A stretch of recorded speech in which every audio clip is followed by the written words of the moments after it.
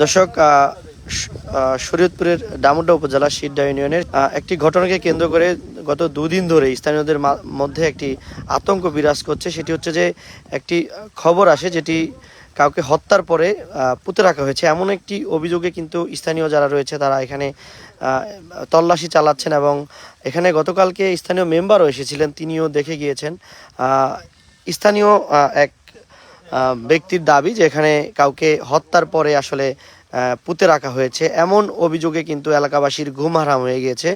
তারা বারবার কিন্তু এই জায়গাটিতে এসে তল্লাশি করছেন যে এখানে এরকম কিছু পাওয়া যায় কিনা।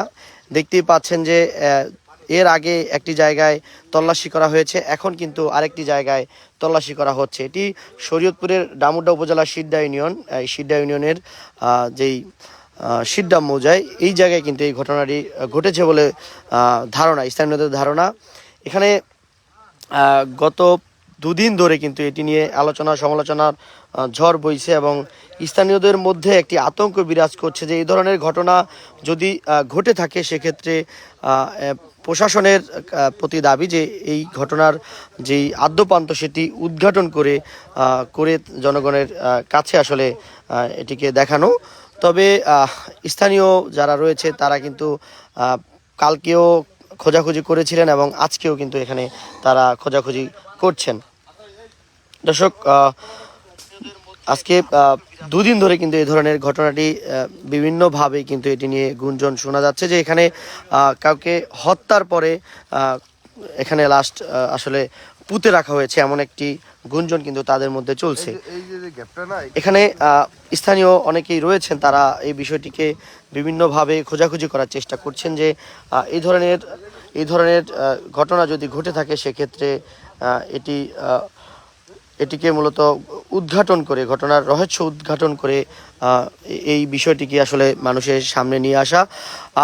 আপনারা জানেন যে এই যেই জায়গাটিতে আমি রয়েছি এই জায়গাটিতে হুট করেই কিন্তু প্রচুর পরিমাণ গন্ধ পাওয়া যাচ্ছে এবং এই গন্ধ পাওয়ার থেকে কিন্তু আসলে সন্দেহ হয়।